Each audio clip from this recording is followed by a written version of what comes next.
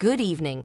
Here are the top headlines at this hour from our AI and technology desk. OpenAI, a leading artificial intelligence research lab, has taken a significant step towards mitigating bias in AI.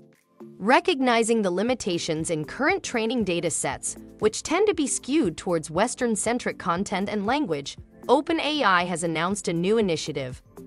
The Data Partnerships Program aims to diversify AI training data by collaborating with various organizations. This program will help develop both public and private data sets that more accurately reflect the rich tapestry of global societies and languages. OpenAI initiative is set to capture a wide range of human expressions through large-scale data sets encompassing images, audio, and video, with a special focus on long-form writing and conversations across different cultures.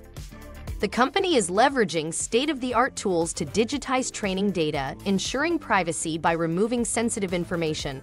Early collaborations have seen improvements in GPT-4's Icelandic language abilities and its understanding of legal documents. However, this ambitious endeavor isn't without its challenges or critics. Questions remain about OpenAI transparency in data collection and usage, and whether there will be adequate compensation for those providing the data. OpenAI stands at a pivotal juncture, balancing commercial interests with the broader goal of creating AI that's beneficial and equitable for all. Stay tuned as this story develops. That's all for now. Thank you for watching.